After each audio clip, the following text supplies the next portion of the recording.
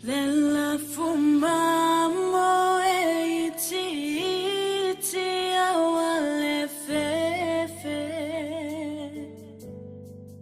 awa fina ngalo le matai babai ese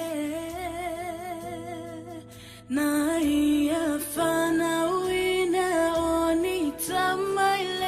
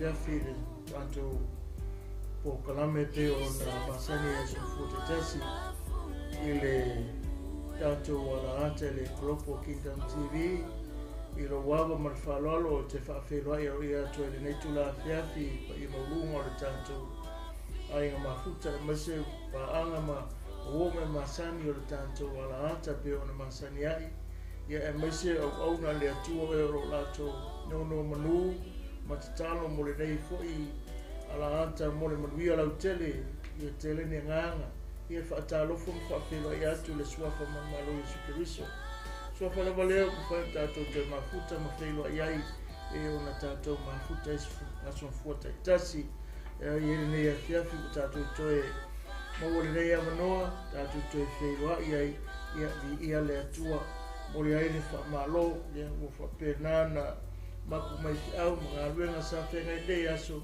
ia le atua lo na lofa malo na lelei ia whawhelo e atu whatalo whatu i le nei tu la fiafi le suafa lea o lo whapena na lelei ia so se tafo mau mai nei whasalonga mai nei pōkalame ia whamanu ia tele le atua i lau whanongolongo mo la nota atu te mafutai maota malawa ia ile ang lelei o le atua ile suafa Yesu Keriso whamanu i tere nei po ono Yesu amene haleluya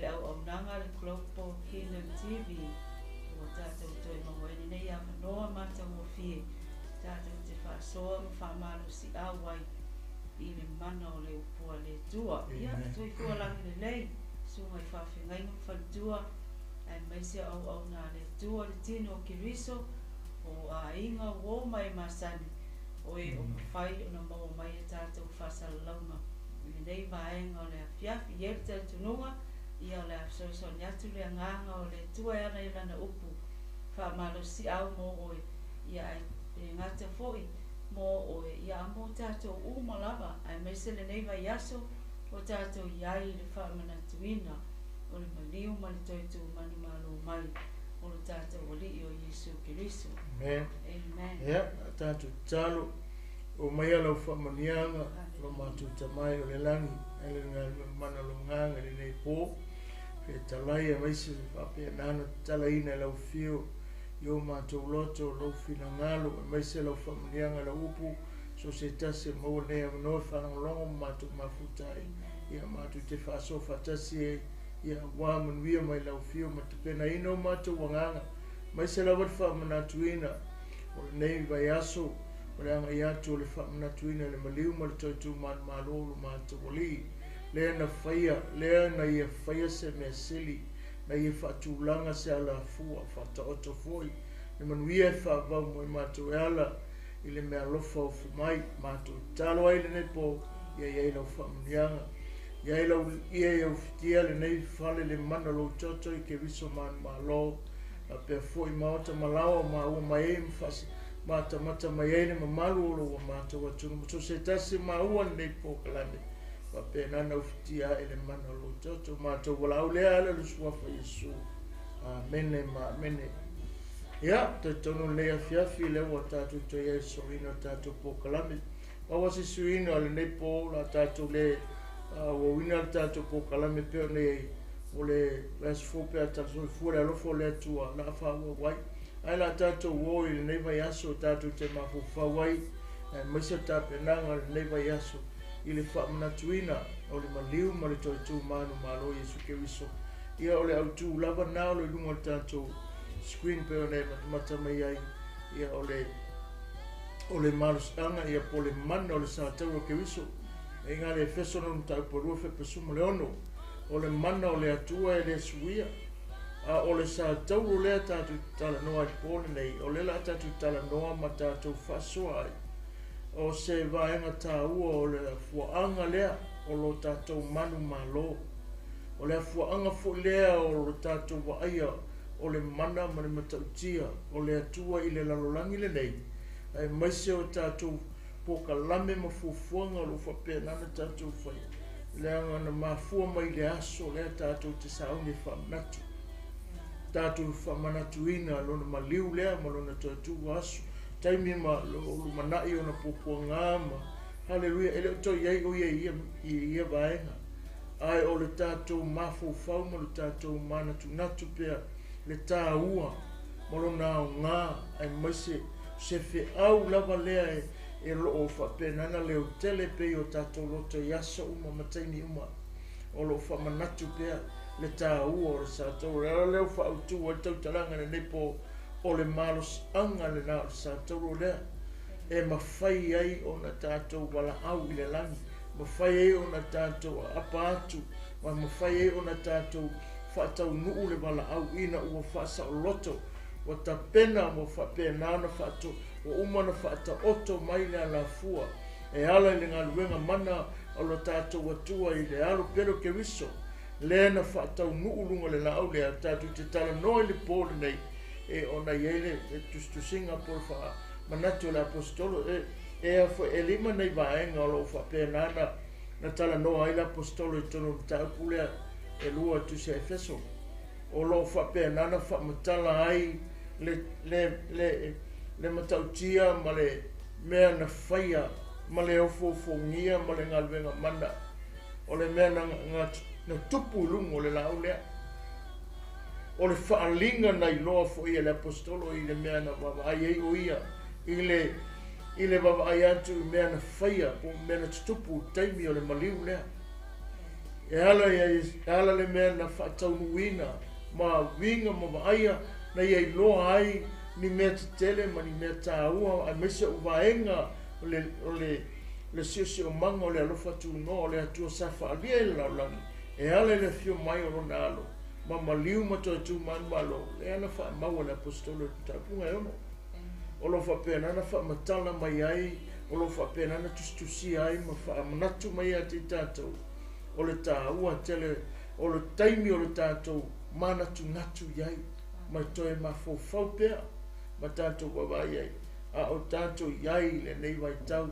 La fai tau atu le EFESO nganta upoe e luofe pasumu le ono. Ona tātou tala nolea, tala ai tātou mta upu le nei a fiafi. Se o tātou whasoa ai, ma tātou wawai ai, ia ele matautia, ma le mamalu, ma le mamana o mea na whai e le suono. Ma ia whane leia ma le tua e sāta o lua, i le tino e tasi o no le sāta o, i le uwha o matia ai wheitangai. O le EFESO ngamta upo lua whai pasumu le ono. Ma ia whane leia ma le antua e sāta o lua i le tino e tasi, ona o le sāta o, ina ua wha o matia ai le mea ta o le wheitangai. Alleluia. Praise God. Whai mai le apostolo Paulo ina ua i le whaipua sumuru mai ia whaaleleia ma le atua o e sāta o lua i le tino e tasi ona o le sātauru ina ua wha umatia ai le wheitangai.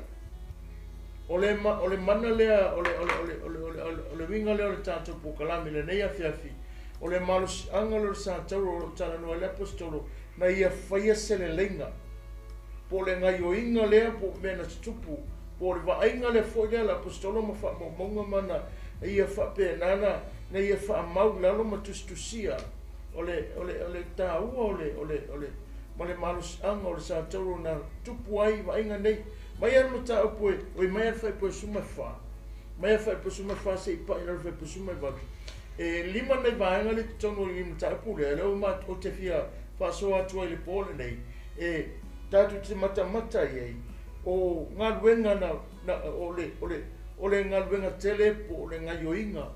A o tātou mafau mana tunatu a o luma na ilo na maliu a o iai o ia sauni atu i pupua ngā.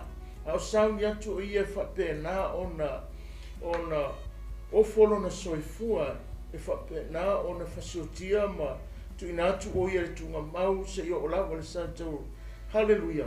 O loo ta oto wai tutonu i ma se wha moe le lei, mō le lalolangi le nei tātou te iai. A o iai o ia i le nea taimi ma le tātou mana tunatu i le nei wai aso, ma mafau iai. I le ofofo ngia foi ma le matautia o le atua lea tātou te au nei i mena ia whaia. Tātou tala noa i le tuaratino ma le tūlanga pe o nei o ia le tūtangata. O lo tātou wali o Jesu Keriso le taimi o la ngona puapuanga. A o le whamatalanga le apostolo ma le whamaumaunga le apostolo e winga i le mau lea la tātou tala noa e winga le autu o le pōle nei o le malusi anga o le nā o le sātau. La mena whai ai, la le mena tupu ai, a le ase wainga. Tātou te do tino le iai, o ia lo whapena na iei, o lo o au mai ai te tonu ise fe au tā ua mō le karesia, mō tātou. Ine i ele i uma, ele i taitai whapena na uma le sosia le ngā fe au leo le tātou. O lo ta oto mai esu, whapena na whaima whamanatu, whaima whangwhang, whai pe malongo lo tātou. Ina ia whapena na ta peo tātou loto i le mea na whai. Amen. Mena no fai poe i le fai upunga suma fa se fai tau me ka kuolunga fai po suma fa. Amen. Uso ole fa moe na po le pawa po ole mans anga ngol santoru. Ole le ngata fa mai ole olona le malus anga na fa pena na ta pena ai tātou masaunia ai tātou ma ia fa pena na toi fa tu la i mai ile tangata i mea na tutupu ma le tātou sisio manga sa i le tino nei a o le ngai oinga lea o le tangata lea i le taimi au o ia lungo le na au o mea umaia na tutupu le taimi a o tau o ia tulou i lungo le sātau na ia wha malolo ai oe na ia wha saoloto ai tātou na ia whaia se mea le lei na ia tue tu whatasia tele ni mea mana na ia nga whai e le alii a o iai lungo le nao, o iai lungo le sātau. Le aia whai na wha matala le apostolo ma i fo ina i wha penana ia tustusia ma wha manatu ai.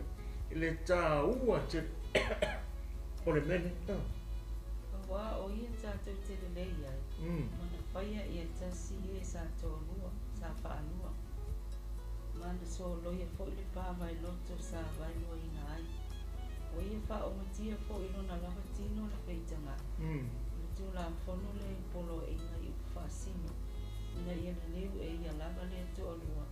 Ia whai matangata fo e tasi. Ia tupu aina pile i lua. Ma ia whaale leia ma le atua e sa tōlua. Ina tino e tasi. Ona o le sa taru. Ina ua wha o matia i peitanga. Amen. Whai mai le vanga mua lo te whia o e lo tau tananga le pōna ni.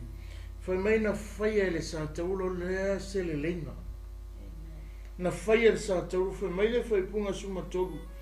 Whai punga suma tolu se mai le whai suma wha. O ona pōnei ono ke uso Yesu o tau sa wawa mamau ana mua. Ua whaalatala mai e le toto ke uso a wa o ia tātou te le leiei wana whaia ia tasi e sa vai sa whaalua nana so loia fo i le pāwai loto sa vai lui nai praise God ole sa mope ole mai le winga le ole whaamanatu le apostolo ole maliu lea te saungi te wha toi whaamanatu le to iei o ia i li tino nei a o tātou sa wali ma whaamanatu ma tātou toi ma whau i le neiva i aso. Le anga i atu i mea na tutupu man mea na whapenana tātou mana tu natu i le ngai o inga o popua ngā ma whaingatā sa whengai maleli. Halleluja. Ai whai mai le apostolo o lo whapenana whaamatala i le pōre nei. Ai whai mai langa ia whaamanatu ma le toi wa ainga sa iai ma whaamaumaunga ale tu stala ale apostolo. Fa mena fa matalanga ele ngata wana ua faaleleia, ua ia faaleleia, ua faaleleia sa tau le isi tangata ma le isi tangata. O e sa to o lua fe mai ua ia faia le lenga. E ala le mano le totonga. A o ia sulungo le na au. A o fa pe nana fe ngai ua tala tu spaia me fa fitu na singa lo toto. A ole na toto le tala no fe pusuma tolu a ona ponei ona o ke wiso Yesu ke o sa va mau ana bua o fala tala tamai i le toto o Yesu ke wiso wa fa lata mai tato ele ngato le me wo ye faia wo ye tu fa tasi tato haleluya wo ta lepe ina me o le sa fai ma olo wa ia whaalea ngā o lona ma liu po o le kaimi lea o nga pupunga a o le taimi o whea ngai o ia mwhaingata a o le kaimi lea o ngā yo iai le ma liu lea e tu whaatasi e tātou e sa wawa mamau o le toto lea tala noai o lona ma liu po o le toto lea tala noai o ia lo whaamatala le apostolo o le toto lea wa ave ese mai tātou mai lalo le whaasala male to sale atua e palasi e tātou lewa tuulungo le tātou wali. A o le toto lea, o le toto lea lo whamatalai, ua ia ave esea mai tātou wa whaataua mai a oi. Whaataua o whaataua tātou. O le whaalinga nana vai e la apostolo la, mai e whamatala ai, ia le wina. Ma le ka ua o le nei, vai aso tātou te mawhauwhau ai. Ma le tātou wawa ai atu le tā ua o iai popua ngā, ma le anga ai atu le ali i ona whaingata, o ona taimi tinga. Ai o te tongu meia, le whamatala e ei mea na stupu ai. E ei mea na ali mai ai, e ei mea na whapena o nā. Tātou wa ai, pe ona tau whamatala le apostol, pe o mea ngā, lo whamatala le whaipunga sumatau. A o ona pon, nei, ona o ke riso Yesu, o tau sa wawa mamawa na mua. Sa le tala noa, ilo kako si o manga e rei maasangi au, ia te oe ke rei maasangi fo ia teo. Ai ona o le toto le wa amaya i tātou o whapenana tātou tūwhatas. Le wha mai tala tuspa ia, mai tala kusia kolosera toi mta upo e tolu. Ele to yese e leni po se utaia, a ua tasi tātou. Ona o le toto le ua tutusa o mai tātou.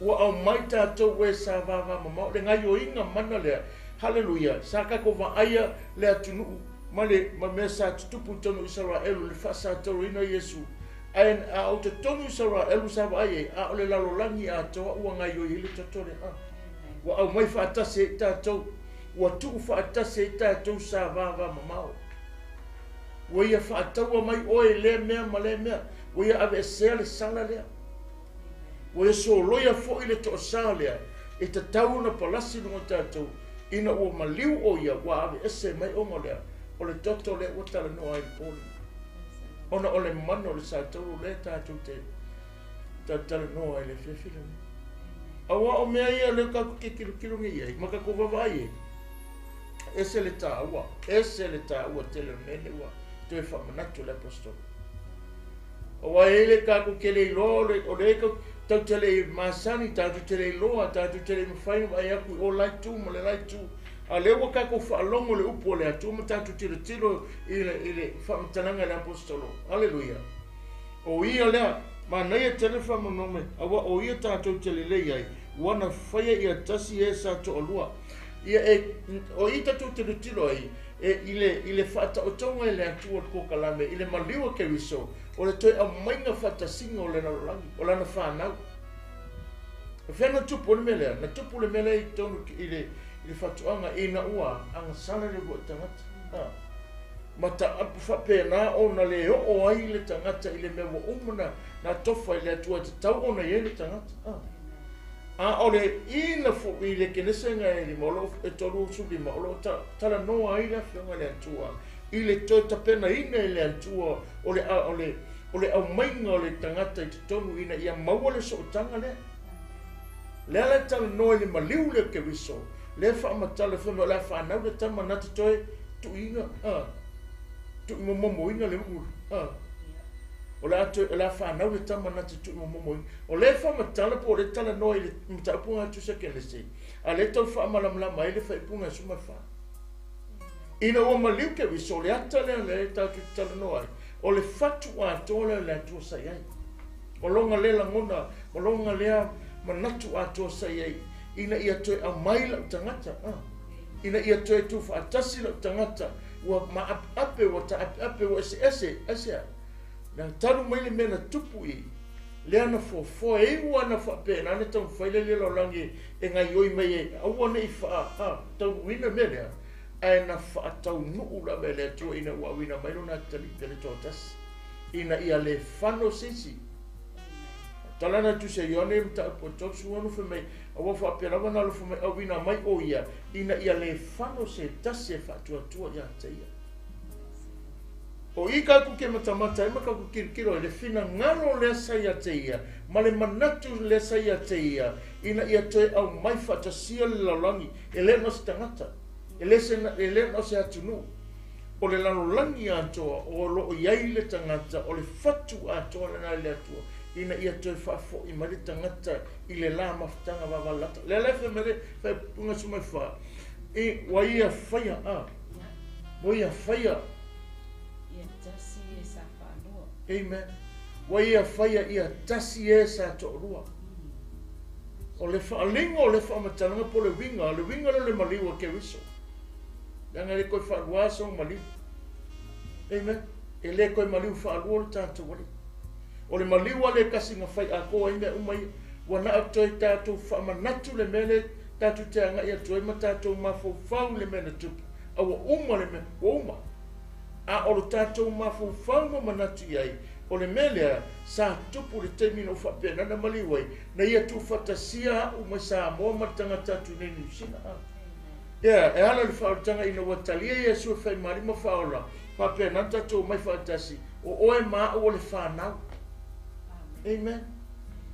Wale koe kanga ese o wale toi tangata leo toi tangata ese tātou a ua tasi tātou ia ke riso Yesu ona olona maliu le na ona olona maliu o ngole maa ngai o le mea le tala noa ila apostol malona le ala ngona malona wha matalanga wha melang wha punga ka maa nei mai o le me ua uma o le si mea ua wha pēna na ia whaia na ia i le kaimile o longa maliu, nga ia na ia whaia le leinga le vale. Amen. Na ia whaia le leinga le vale. Ro ngala ata kako mana tunatu i le winga le mta upu polo winga le upu le tala noa le apostolo longo winga. Ele koe ese, ele koe se kako va. Ele koe ese kako feu kai. Nanga wa umanga nga foi. Na fofo ele ali i lona mali. Wa umana na teu ele ali i lona mali. Ia mea uma nei le tātou e ale i le sa tauro nā le tau tu tala noa ai. I le mea na ia whaia. O le toi wha le leinga le o le tangata, ma leisi tangata. Ai le ngata lea, o le ave seina mai o tātou mai lalo le wha amanu lea, o le sala lea tātou tia mai atu. E whawhetailo o lato i le atua. E whawhetailo o lato i le atua. Ona, o le mamao o le maai lea.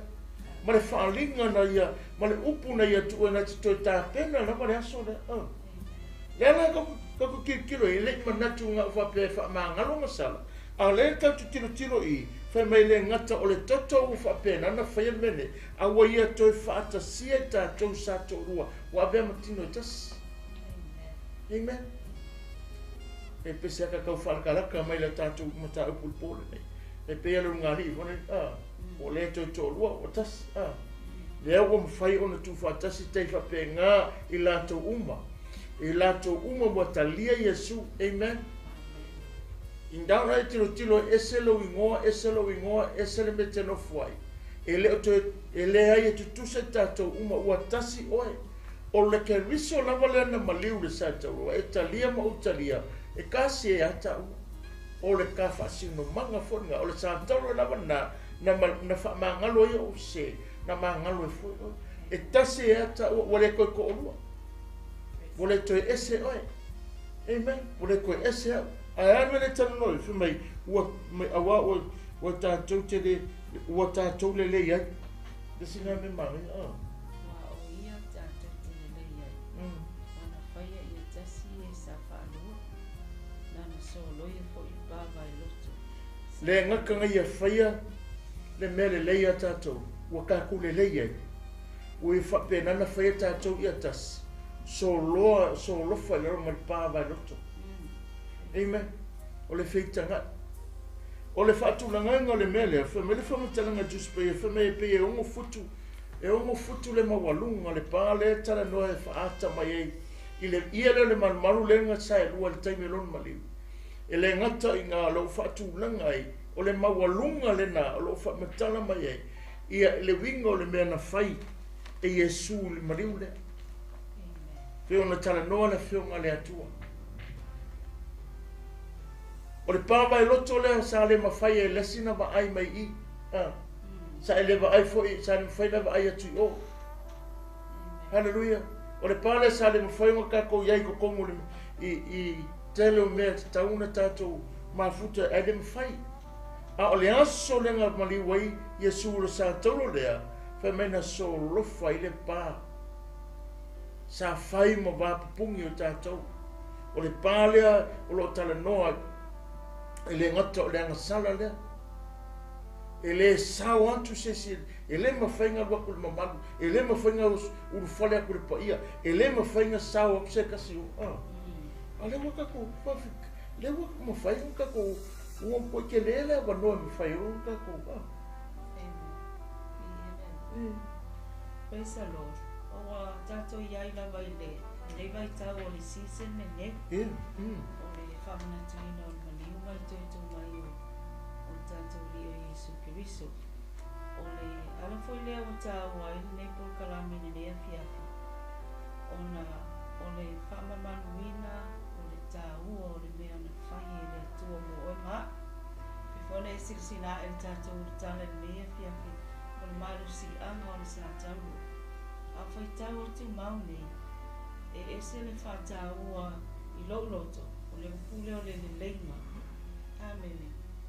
O a ia whai ai le leima. Amene. O le leinga o oe, ma le isi tangata, o le leinga o oe, ma lau a inga, ai maise lava. O le leinga o oe, le vā lava oe ma le atua. A tātou tonu mā natu i le tele o tausanga ai mai se foi o le fofoanga le atua na ia valo ia ai i le amatanga o le tuse kenese. Amen.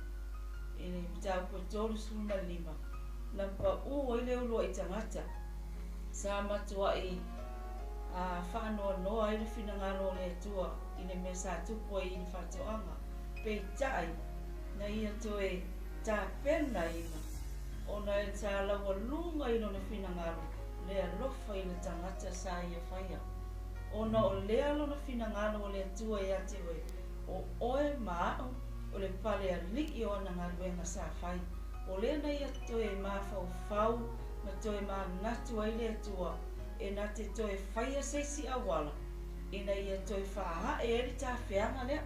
Amen. Ina ia toi wha e ai le angasala le na tupu i le whatoanga i e tēnā. Ona e olona manatu i ate o e maha. E iai lai whaitau le nei. O le tā ua o le upu, le utatou whaitau le fiafina nei. O le malo si anga fo i leo le sātau le whamai wa ia wha le leia ai. Tangata i toa lua, mai le whitanga. Amen.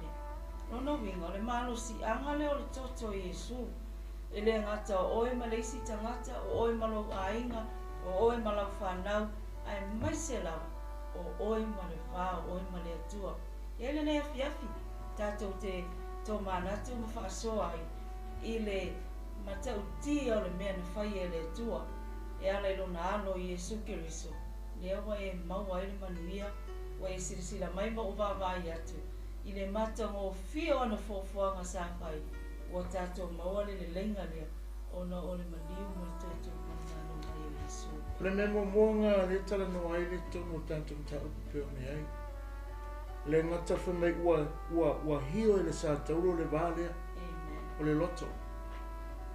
O le loto tangata, i leisi tangata, ma leisi tangata. Mo le loto filoto ai. Ai ngā le tātou mtau peo tala no le ngata o le loto ua o mumole o le filoto ai o tangata, whamei o kako langona, o kako manatu, o mea whape nā ona le mawhai ona tātou whaia, e le mawhai e ei kako langonga, ma kako manatu e le mawhai koe tuia, o kako whai unga le mawhai koe avesea, o kako o tātou manatu, tātou te le toi mana o toi suia, ai whamei whamatalanga, o i, o le whamatalanga i l'apostolo, whamai, o le a foi, o i nai, na hio ai e sātau le vālea. Vālea. Vāi o tangata te olua, o le loto. Amen. O lo vaai le tautau mai o le alii ma taimi o pupu ngama tua e ngō sātau na sāta tātou te tilo e. Na e mata i ai, mai baba i ai. O mata mo tangata, a o le ata le kau whamatala. Na whapena na hio e le atua, pena na makuanga lue ai, le sātau ma whapena na tu, e toi whalelea, lea loto ma lea loto, ia mawhai na tu whatasia. Ia mawhai o na maua se loto tasi. Ia mawhai o na maua se unga se tasi. Ia mawhai o na tutusa o loto i e sa iai. Lea nefe me efe i punga suma wha. O ia tātou, o ia o tātou lele iai. Lua, o ia tu whatasia, o ia whaia le tasi, ia whape nana tu whatasi e sa to lua. A o lungo na na sa tau sa whaia. O lungo sa tau na whape nana na whau mai ai, ia loto ia e mawhai o no mai whatasi. Ia hio ai le loto le whape nana le suia, o le loto tu oti ana me whai. O le loto e whape nā, ona le mwhai, ona ia whaasanga i o. O le loto e le mwhai na ia mwhai ona na whaamangalo atu le mea nā. Ai whai mai o i, na whape nā o le sātauro po le ngā luenga po le mea na tupulungo sātauro, na hio ai ngā le loto lea. Sawa i ngā le mea longa luanga i ngā whapasuma wha. Mai na whaalelei ai, ata pena ai, ele atua mea o loo whapena na whai ma olo i o tātou o langa. Whai ma olo. Ele atua ele aingi kako olo. Leingi ka ko pa pungi. Leingi mea koe whapenga o ngā pungi ki ai lesi. Eleini ka ko, eleini a tātou ua foi. Ni me fo ele ke fa e ke raku kui e whapea. Mo se ama no. O lese mea. Anga inga wha pusu mai wha. Inga wha pusu mai wha. Ua ia whaia e tasi e sa to orua. Na ia solo e fo ile pā. Sā vai loto ai. I le atua ma le fina ngalo, le atua ma le maliu ke wiso. I le sa tauro lea, e le ingi pā ko ia. O le o ina nga so lofa i lalo mea uma nei, ave ese mai e le pā lea, ave ese mai le wha mai loto lea, ave ese mai mei e longo winga, e le ko iei se nā mea i tonu le taimi nei, a wa tasi tātou ia ke wiso. A wa whanau tātou, e anga wha mekala la pastolo, o Paulo i le tuse kolose, mata ko tolu foi mo se o fa mai haleluya a foi o te fatu ina fa tata to ma ke so fa mai o to sa ili me nga amen lua i o to loto foi me nga esa langa lewa fa pe nana ave ese mai ta to ma le beresa le tala no ai amen o le pa vai loto lo mo vinga la sa mo nei ta ya po le nei a fiafi ai me se le fa fo o le ta to atu e le ko yesi me ka se pa vai loko e rengi mea ka ko soa ka ko vale le wo uma na fale le ke wiso le mena e ala lunga maliu e ala le sa tau o le sa tau le alo fa pe na tala no fe mai o le sa tau mai o sa tau le alo fa pe na e ta pena ina i ta tau le wala le ta tu te anga i antuai na sau nia e Yesu ke wiso mea ye ina ia toe suia i le ta tau o langa aise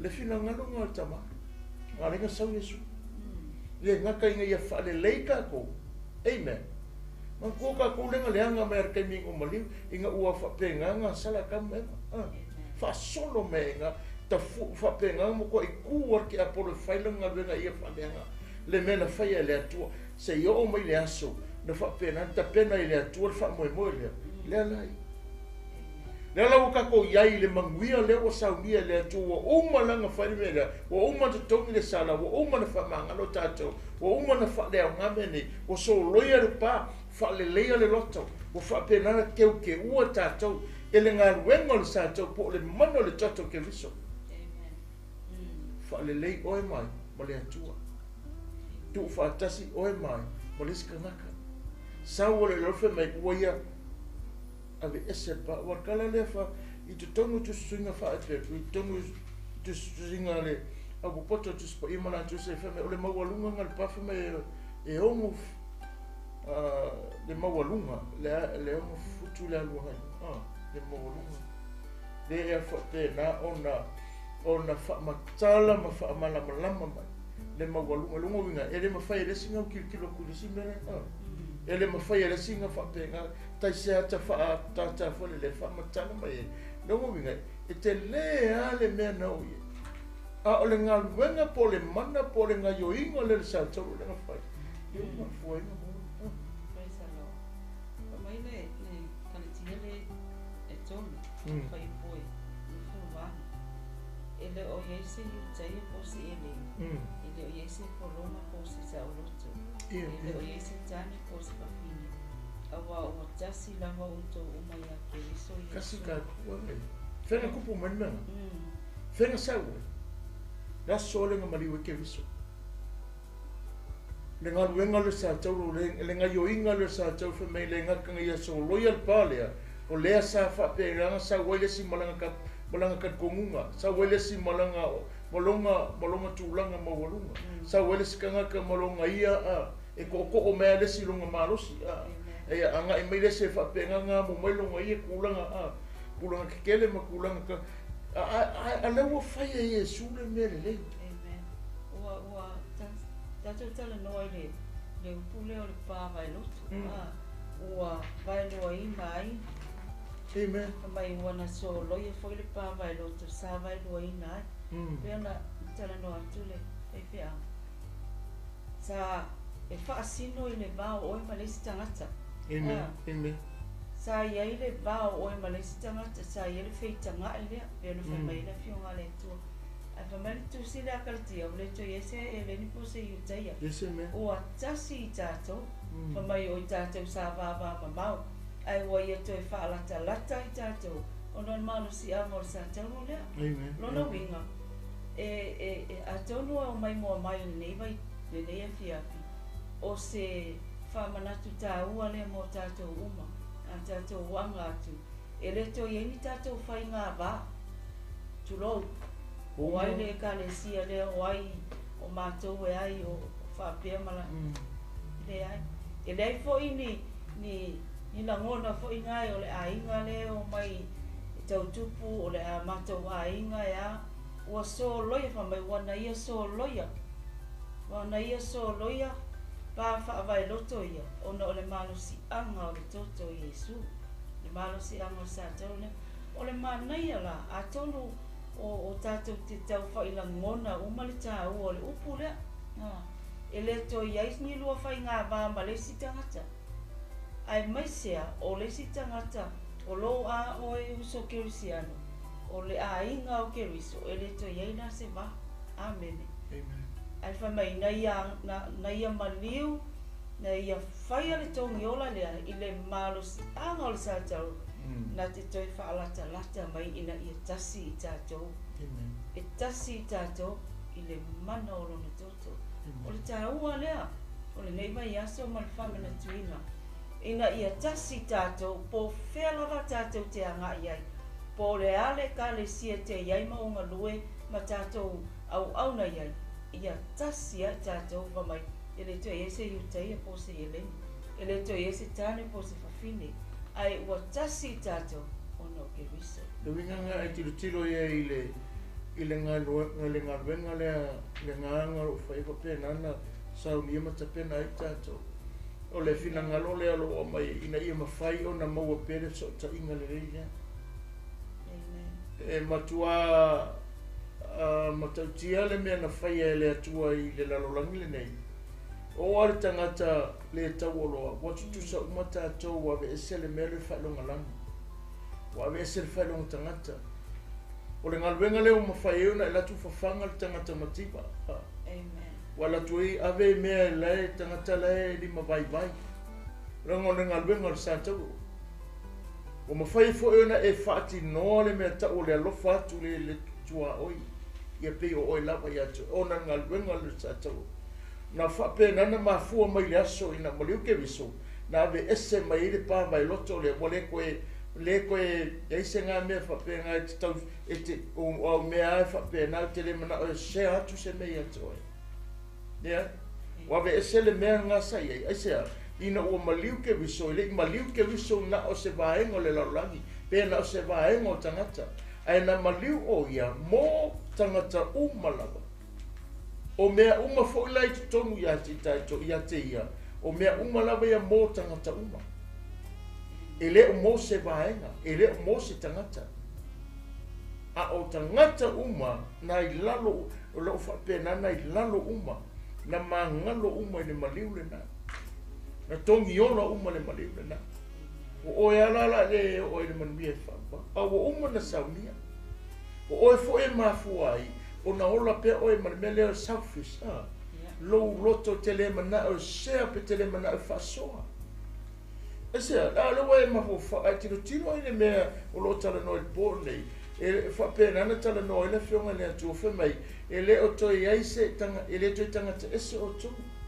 Ke o lawal sau ninga lea sa tātou le awa. Sa le mawhai on tātou whamai. Ua mawhai on tātou iai whatasi sau ninga ona o le toto le nā. Wa tu whatisia i tātou, ma o mai tātou te tonu ma tātou ngā lulue whatas. Ona ngā yoinga lea. Leo mawhai ei, ona tātou maua le nei pēna o whātu. O mawhai na o whaso atu i leo uso te le māsani ei. Le winga leo o le tala le lei, le winga leo le whaoritanga ke miso, le winga leo long maliu, i tātou o mai whatasi.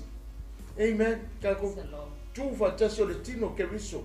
O whene le mafua mai, na mafua mai i le sātou, na whaalea o ngāre maliu lea, le pāwai loto lea. O le mea lea, o lea lawe mai, e lea tele e le teimine nei. Lea wa umanga whaalea o ngāre ke miso, o uma le maliu le mea na, aia ka lea whai e pere mea. ia le e lava latou o loo faapena ona latou tamafai e faapena ona fai pea lenā lagona ona o le leo e se latou taitonuga e le o iai foʻi ia te oe le ioega o lou loto ma le mafaufau atou ua uma na fai ua uma na fai e paʻole mea tatou o le taimi o le kako faakuakua iai le maliu lea ma tatou savavali le leleiga le ua uma na fai ma tatou mai faapelana femai ia outou fealofagi e lē toe sau iesu koe fai lea o le mea ua faia tatou o le tatou pitolaau le ala lea i le fesoasoani mai o le agaga iā tatou te galulue faatasi tatou te fealofagi e ese le ekalesia e ese le igoeʻo ese le mea tatou aukekeo mai faatasi praise God haleluia o haleluia ia le liu feiloai aku ala vinga le tala lea leaga o oe mau ua e ia faia na faia e ia le leleiga i lona maliu o oe mau na ia tuufaatasia i le vava mamau magaia ona i le vava mamau sa e ai lea ua mai aka kou tuufaatasi ave kako matino e tasi lua tolu faimai ua ia soloe lo matapā lea lai lo masisi mea saʻoloko lou oluaku saʻoloko lou saʻoloto lou valaau saʻoloto lou saʻili ai sea ua saʻoloto tatou atu ia te ia leaga faimai kala le mataapuga e tolu e tusa kolose faimai afai e fua faatuuina faatasi tatou ma keriso me o tatou saʻili atu ia te ia me unuga loto atu ia te ia saʻili atu me unuga o le faipuaga e nofuluiva o le kalatia tolu famai nofuluvalu e leo iai se iutai po se eleni ina faitaumomo atu e leo iai se pologa po se saʻoloto e leo iai se tane po se kufini awa o tasi lava outou uma iā keriso i le kalatia lega kalatia mai no le faipoiloa iva a fai foʻi e o e keriso outou e moni o le fanau outou aparaʻaga o suli foʻi e tusa ma le mea na folofolaina ia le lagalago saulesi upu manaia lea o le suli o suli faatasi ma keriso o le a le mea na folofolaina o iesu keriso lona uiga a fai foʻi e moni o outou o le fanau aparaʻaga lona uiga o suli i le mea na folofolaina mai o suli foʻi e tusa ma le mea na folofolaina lona uiga oe vai mana ia ua vailoaina le pafaavailoto lena iai ua talepe ai le feitagaʻi ae fai ai le lelega faamai lo la ia o le suli la oe o le suli oe o keriso ona le malosiaga o lona satou o le mea lagaloga e meʻi mai lalo o le mea logafā lana le talanoa mo le feit le silea mea na fai i luga o satou ua faaumatia le mea taʻu le feitagaʻi aiga fe'epasulima le tusi a efeso pe o le mea le talanoa ma le tina nei o loo faapenana ia faaumatia ua le toi ai lasi i tatou le mea aiga fe'epasulima ua ia faaumatia foʻi lona lamatino le feitagaʻi o le tulafono le poloaʻiga i faasino ina ia liliu e ia lava le tolua ia fai ma tagata fou e tasi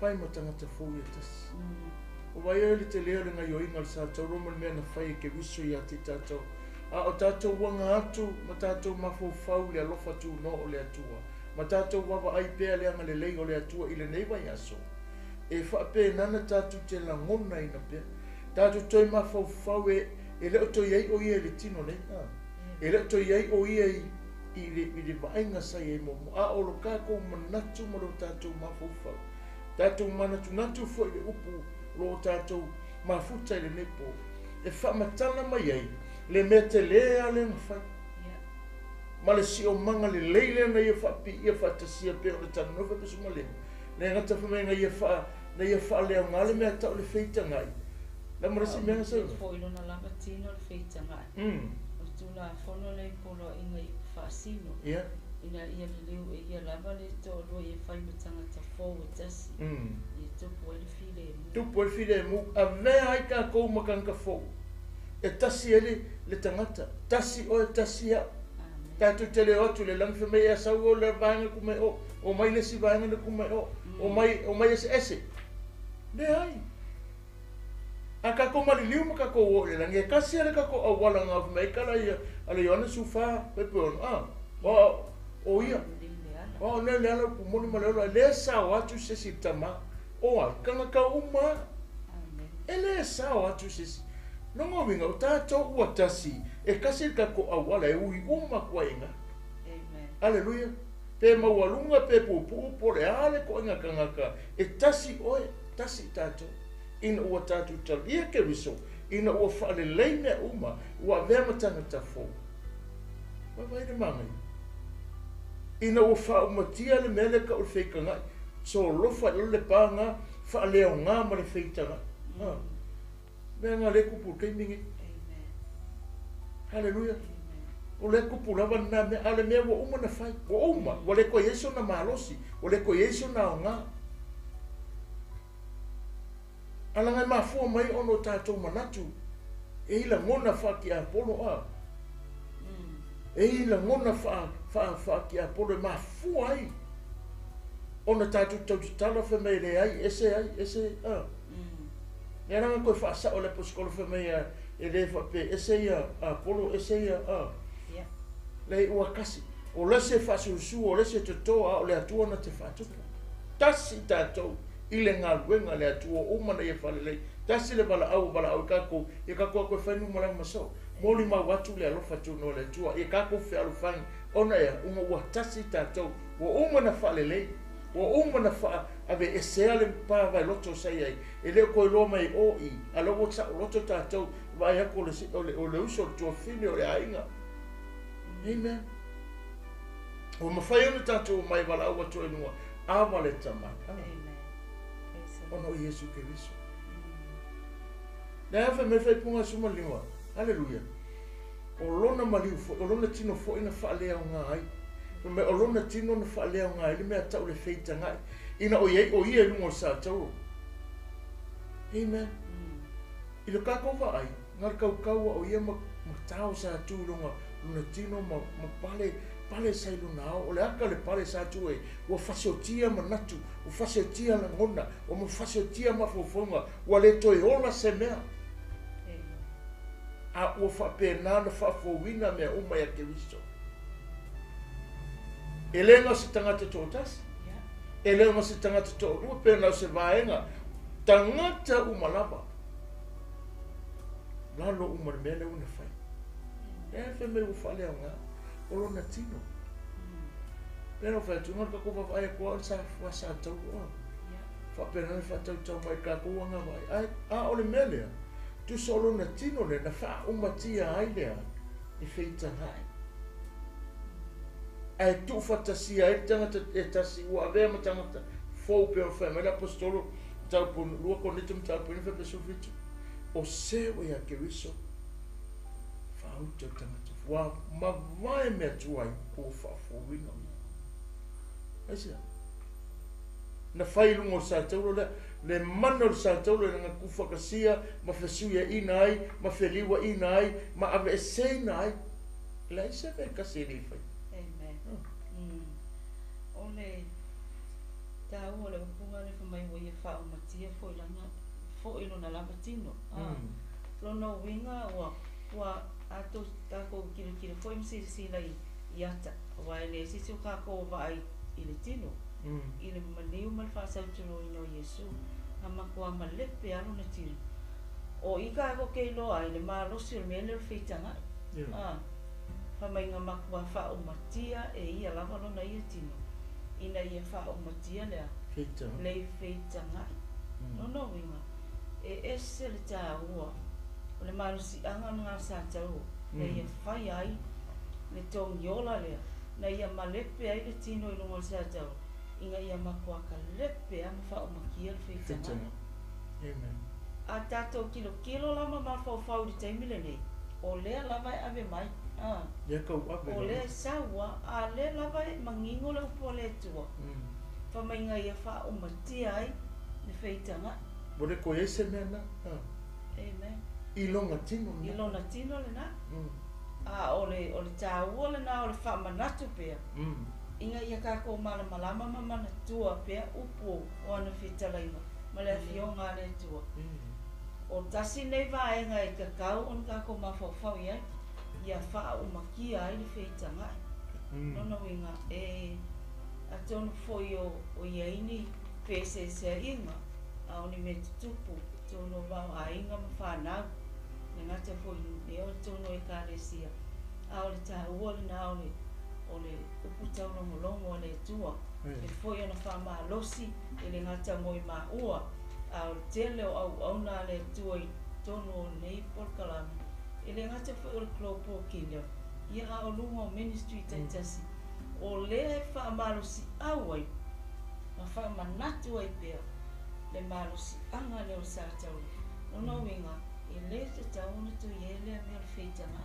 amen I le tu tauna ko iele mea whaitanga ua tasi tātou tasi tātou o le whausia ino le malo le tua le kingdom o le tua e le whausia soka ika soka la ngonga ma soka ika manatu whamau o lunga ai o le whausia ino le malo le tua whamailia a whailau tā o ka kou whanau a pirama lono wingo suli o tātou o le mea na wholwholaina amen o le mea na wholwholaina o le maliwa Yesu Kirisu le marusi anga le ngā le o whao mati al whetanga o le koe se mea e ai se mea e reina se mea koe e reina se mea tātou stoi ka koe whai ai ma tātou tamu whai e whai le māma toi whai le mele langa wa umana whai e Yesu ngō sātou mea na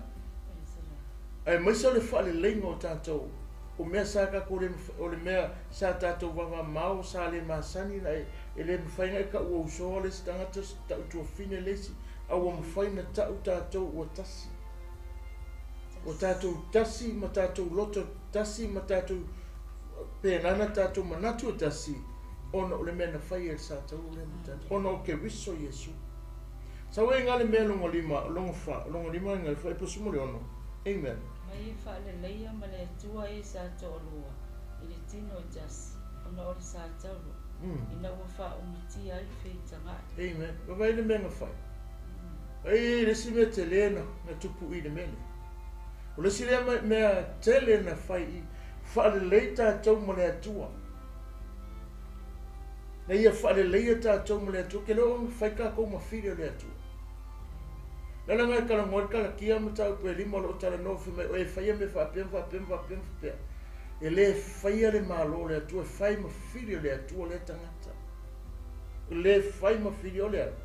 O lo wola ina pia o mea nei, mea wa uma na whaia I Yesu Keriso. A o mea I wa uma na whama mama I tātou, vai e le whainga le, vai e le tala noa mai le tala noa le whai pure sumare ono. O le vangalonga lima le, o lo tala noa ai, e wha malama, e wha manatu, e whapenana sau nia I tātou. Ina ia kako malama, e reise mea koe wa umana whalelei o e sa whai mawhiri. Ona ole anga sala. Amen. E ma whamai saia ni mai wawe poru whamai o kako anga sala o whai mawat pum. E whamere mi mtau poru lima, mtau poru whai poru sudu ma whamai o kako wa mi ole anga o whai mawat. Wa waha I tātou. Wale mawhai. Wale mawhai nga kako kariak, wale mawhai kako wala awatu, wale mawhai esa o nga ole hasala. A leo ma nai e whaalong fo ere whamere whai pesumore ono. O lona. Ia whalelea ma le tua e se tolua I le tino I tasi. Ona ole sa tauru. Ona ole sa tauru. Ina ua whaamatia I whaitanga ai. Whalelei ma le atua. Tu whatasia. Kako uma sa kako wawa mau whalelei e maliu lea. Ole sa tauru lea. Na ia whalelei ale kako wawa ma le atua. Ranga sa kako whewa e le kako whewa lalo lea. Lea au marosi le ko osa. Onga ole ngasala. Onga mea ngawhai. O mea tutupu. A whamaina o le tala tuspa ia, I le maliu la lea, le kako ke whaasoa, ma kako kala ngoa I le pōre nei, o ka se mea na ia whaia. Le ngata na ia whale leia meo kako loko, ngā hio kako loko le sa taulo le kei mea o iei, le ngaka ngā ia whaia so lofo le olo lea. Au mai e tātou ia tu fantasia, a lewa ia koe kala ngoa, na whale leia e tātou. Leia le kai kai, o mea uma na whaia I tutono le mene. O lona maliu lea, po longa lo iei pupu ngama ma ye o ye mo sa te fa mai o le lesile ata manino lo fa matala la apostolo o le olona maliu na fa le le ye tatou amen le o mfainga fa fonga mai ta mai lo wana au fa fonga mai lo tatou o lenga ina o fa le le ye ia me ia hallelujah wa ia fa pena o nei ta pena le tatou va wa ia ta pena fa to anga me uma o le se me ka se le yo ia o le malos anga lo sa to lo ta no ia na ia ta le pe nei na ia fa le nga uma le fa vai lo to le na ia fa le nga le pa le na ia fa le nga le lotoria sa to rua na ia o mai fo le lenga le ia tasi el tangata ia le leima le atua hale mo fainga ko vala fainga ko kana ngoai lo mo fainga to fa pe atu tamai lo ma tu tamai le langi hallelujah praise God wo mo fainga tato vala ai se ina o ia fa le leile me fa le leile anga tale noe fa le leile sa to mai i le tino e tasi ona o le sa to ina ua fa umatia le feitanga fa umakia o le mo kana ngo fa manatu pe ma to au mai pe le mene o le to ia se o le mene o le feitanga o le to ise ma losi anga le feitanga i le nei le langi o uma na fa mau fa o le sa to o uma na tu i mau tao ma le fa pe na tu i fa tasi lo tino sa to a o le kai e mo fa mau fa i lo pe na o tangata ia ma fa ia le alenga mafuanga kupu mene le feitanga o manatu tangata o nga tangata o fa pena o na tupu e pena ngona nei a o le mea ato ma le fina ngalo o mea tupu o uma na so loia ele atua na o so lofo ile santo le o fa pena na fa ma ape uma ile maliu o lo tato wali i mai le aso na fa pena na o ye mo le lao fa pena na fa tau nu wai le fina ngalo le atua na ye so loia ese ina nei o le ata le o le ai o se mea o le ata le o le koi loa o le aka le koi kupu o le aka le koi maua o le koi ese mea o e o koi mai e koi amai al tangata e ki ora afe merka la ale e peru na suo I mean, it's a full fight for all. We go for that. Family fa mga kolete, muka upoe. It's full fight for usu rongo fiku. E kakau ai a tato. E kakau ia ki oi. E le kakau ka koe fa. Fai a sene. Nang wa mga fai. Wa omo na fasa. Fa tapena ele. O ko ide ai se me ka ele i o ia le malos angole sa tau le. Ma le mana o le tangata sai noe, le anga ia so lofa, so loia, wha le anga ina mai a te tatou, aisa o le fina ngalo le atua nei awina mai. Ai lato man whatu tua, le suafa na nafu me na patu na manuia. Ai whamatala e peru la koia, ai a whaina ki koe a mai le mele kong, whana mo whaila ia. Awa whai tatou te anga sala ma le loto iai, ia umona tali o le mara malanga le upumona. O le te langa si tau langa mo ang sala. Na o whaatani man matau tele i whaasani. Man toa sae mumbu susunu ai e o te te ati. Na. O le ata lea pe ngaka koe o iei. Pe a whai, tātou te manatu pea. E wha, e te, e mai, wai le mawhai, e le koe a mai a lea tua ia me lango mea wa umana so lofa. Whaafitai i le ta maa ono lona loto ma lona fina ngalo. Le o mau al tātou awa noa wala awe, awa le tama. Anga o ia whale leia mea uma. Ona o Yesu Keriso, o ia so lofa le pā lea, o ia whaia le lengo le loto lea, o ia tu whatasia tātou e sa tō lua o venga tasi.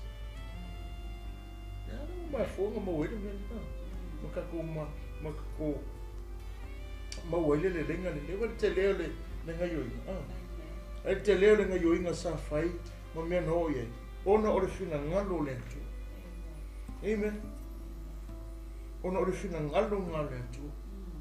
Ma whaatulanga ina, ma whaamautuina, ma tapena ina, e le atua se mea le lei, ma vei tātou ma whaamanianga i te tono le nesi se o mana. Ina ia o e tātou le manuia o pera, o uma na fola ina. O loutari eino Yesu e whai malima whaola, amen. Lengo le wai e ka kōr kingo e kasi. ele whapeka lia mai e ka kale i Amerika ele whaukanga a ika e fua ka li Samoa ai se la ika i se le ai o a whapeta lia e Amerika peka lia i New Zealand peka lia Australia aleluia praise God fia tatou loto na o ka kou wakasi a ve tatou a inga o le a inga e tasi ua uma na whaatawina o le nuwa uma na whaatawina o le nuwa paia o le nuwa na inga le mo le petelu lo talo no fuma le nuwa uma na whaatau le whaatau toto amen uma na whaatau ese hei kama whare wha Pacific no suwa na mani mai foi o ia e fola mai ni tala le lei o le lei ngai ia te utou sa vava mamau a to mai o la talata a wau whaatau maua i tātou uma ona o ia o te inga i te mau e le anganga i tō tasi amen na ia au mai ale tala le lei hallelujah na ia fola mai luka e fasu mai walu wha mai wai unga le ngangole riu ia whau ia tau fola tala le lei amen fola mai le tala le lei lale le anga tala le lei hallelujah ua ia fo i mai a te tātou le namanuia e ale le nganga pa ia lo o ia ngalua ina i tātou i le aso ma le aso o le tala o le lenga o ka se maanga ia o le kana maanga ia o ia whaia le lenga ua uma na ia fola o ia tiklea ina le lenga lea ua uma na whai whenga whai le lenga lea na whai lungo sa tau na maliu wai o ia mata uma le lalurangi na maa iei le lenga le na whai na whaale lei e ia i lona maliu na whaale lei e ia i le sa tau na whaale lei e ia i whea o ia i pupua mai me awa o ia wha tau maua i tātou maona i e le ta inga ta mā e le nganga tō ta sole nei e le tō tangata ese o tau po o e ua au mau a ua nuu whaatasi mo le aupa ia o le a inga le ala o kako whananga o amen praise God kira o menga le kala mo mai e perunga pasuma lua mua mane lua mai o le paki mai tātou le aupa ia le amen le ka pua i men whamaros hallelujah la tau i o mumu atu le whamarosi mai ate oe o le ti mai ate oe o le toi fangu i ate oe wai o oe le tangata na mariwe o uma na whaata wisa ina mai e leo toi tangata ese oe e leo toi tangata ese hau o tā ua o te tonu lewa kai ei ko kongu le ainga lewa kai kongu i le si o manga le lewa kai ei ko kongu i le fina ngaro le atua o le mera umana o le atua teimira tā pena i tātou le ngata o lau tali tonu mtau fi mau i le whaatua tua ma lou whaatua tuanga i le mea na whaia ke wiso me le mana wai ma ia whaale lei pe o tātou wola ia so uma amen nanga oi o le nuwa umana whaatau amen le kumasanya ko le fiamare tua whaale lei manu o le ala o le whaamalati tā wone na mo tātou le tele o kaimi o no le leinga lea na whaia Yesu i lungo sa tau e wha mai o tō sa vāvā mamau a tō mai o la talata a o ia tō tū whātasia mai e whaia ai le whaale leinga lea o lono winga o tangata sa vāonga tā o tangata sa loto whainga tā o tangata sa ese sa iele whitangai o a inga sa whitangai sa iele misa ai o ia toi whaale leia awai e te tele tonu iei nei tālai e alua ini me tupu i tongu aina ai ale teimi panga noa koe a mai pole ale onga o mea na tutupu po le misa, po le pisa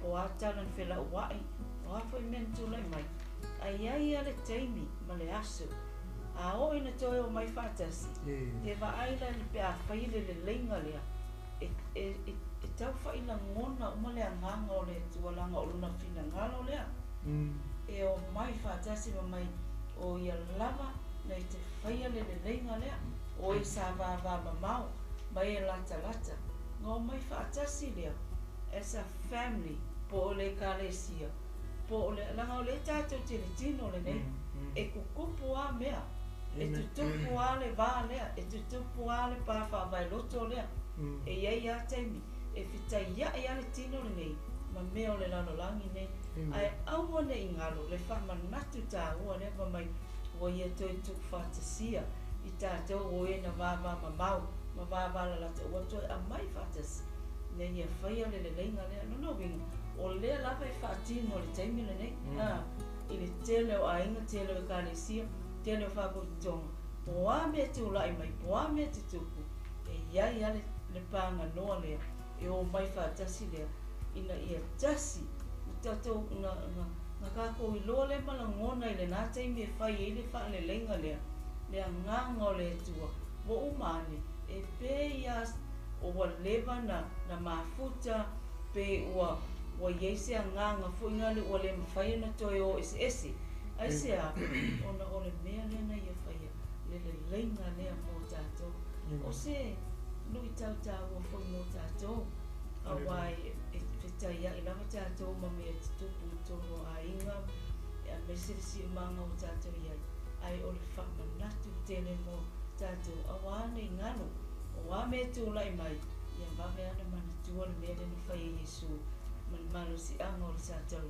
na ia whaia ane le leinga mo tātou Amen. Au tātou tala no pere mene i ona pupuanga ma le telo taimi i le whengen tua i le whamtalanga i ale tu sere kito i le whamtalanga i le mele o le taimi o whenga taulanga i le whengen tua mai le ua mea sana whalafa o na tungu le whaasa whapea na o na whamatala i le mataupunga ua le tusinga le kito lo whamatala mai e le vinga o le whainga ma le whaangaina o le ua mea lea ole fatino ina na fe mai ole wala le fa pena e ku kai ale ko le tung wai pe fa pena sum wai ale ko le ele fala ole pe ole te me fa ile tau nangale i le fengan toi ole ai ile fa matalanga la o ile ole ata le ole o fa matala mai ile le pupu nga o ke viso ma fa ngata o ya ke ile i tele o mea i le atoa le tala noa ni mea le tala noa i pupunga tala noa i whingatapu le mea tala noa mai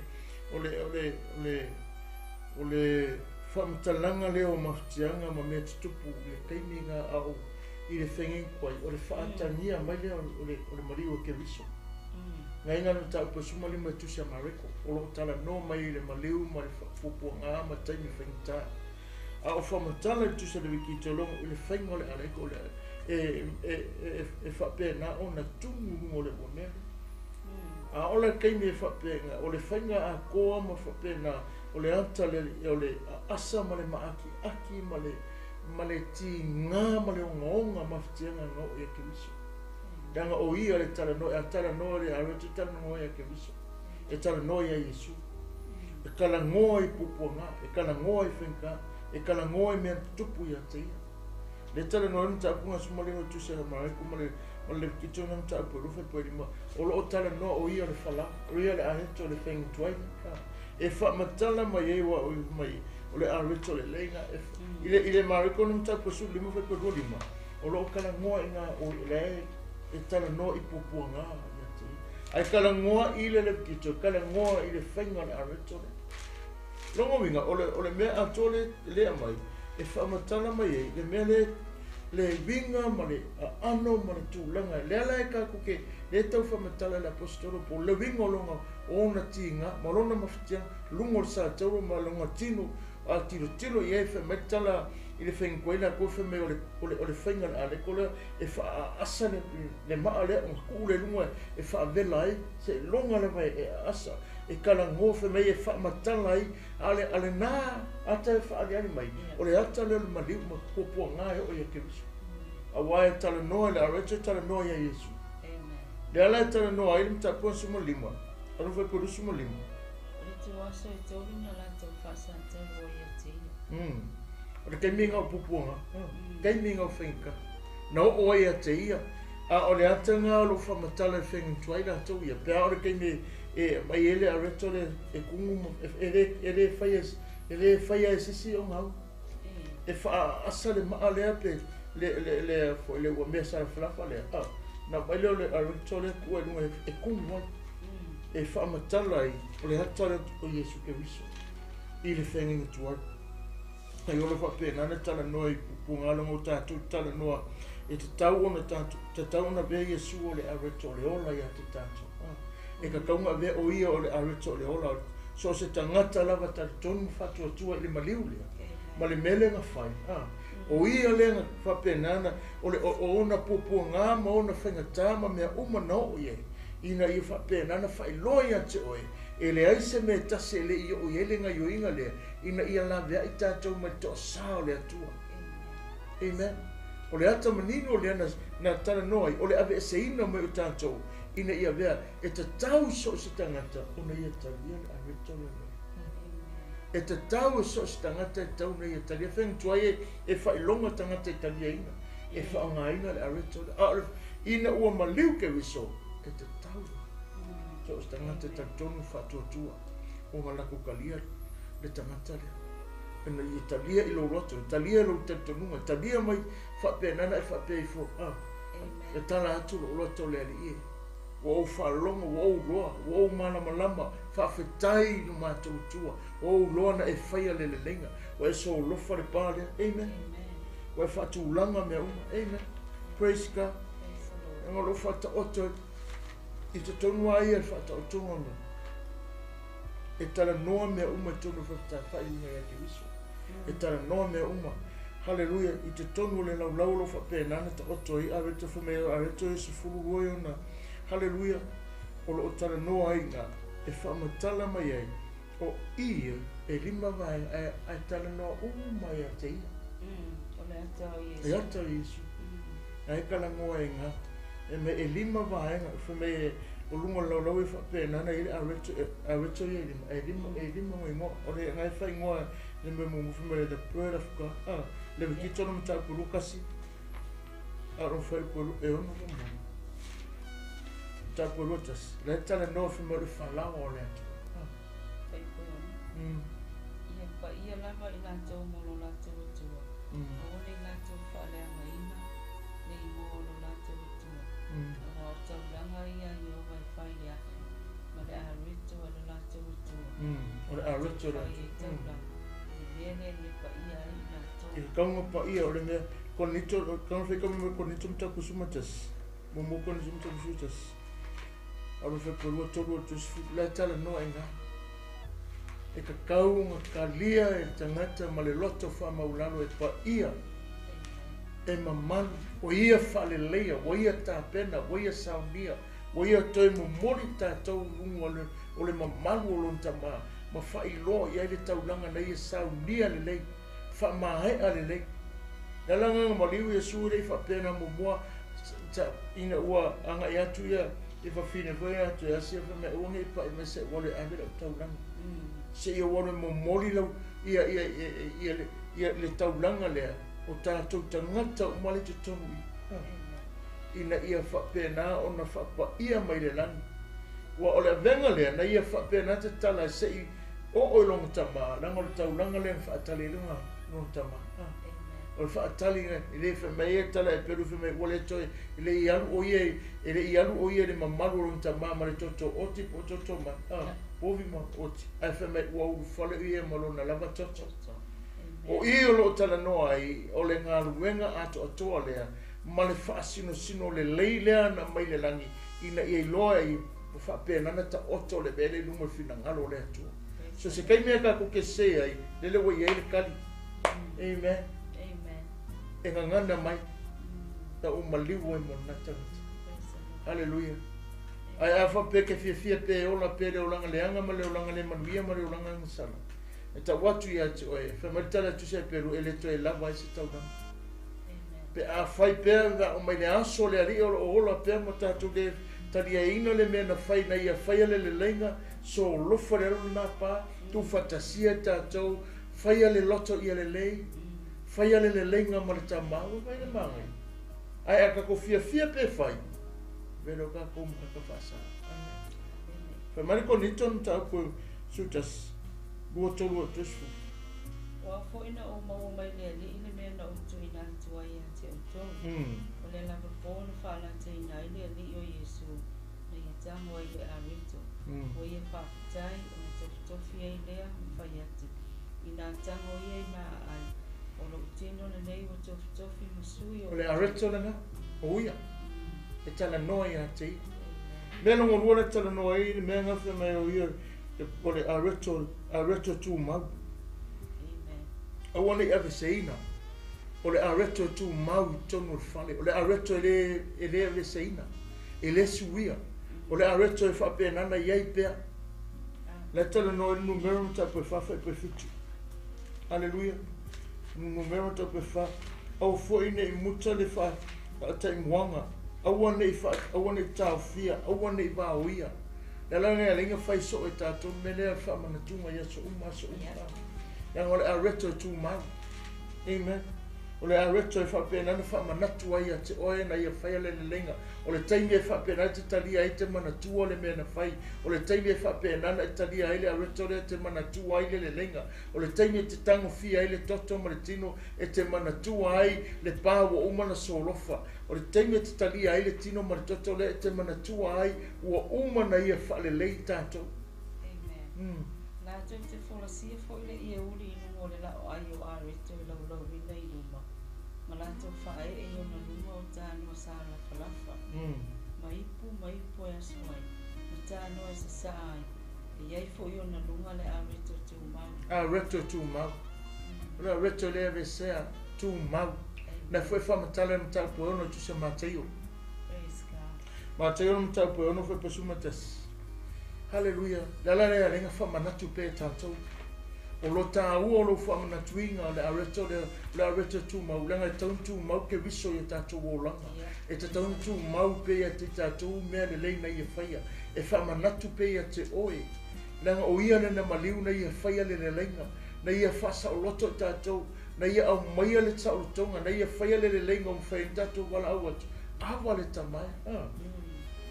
Langa o areto tu mau. Ia foa I mai ante I mātou na sunei. O mea ai. Mātou mea ai tau ma le aso. Aso, o le e areto tu mau, le aso, ma le aso. E le ave e seina, e le suia. Praise God, e tu mau pe ia so uma. Praise the Lord. O areto, o le mena o tolu, o tala no me the prayer of a persons, o le areto, o le pa ia ngā le atua. O le pa ia ngā le atua. Amen. O le areto pa ia, o le areto mama, o le areto e whape na ona. Nā le rukon tāpu e momofe pe whalima. Ma le momoko nito. Rukon tāpu momofe pe whalima. Lo tala nofe me o le areto, pe mei whamatala o le areto, o le atua e pa ia. Le si le mea ka kauon ka kou whaataua ina. Fikulima.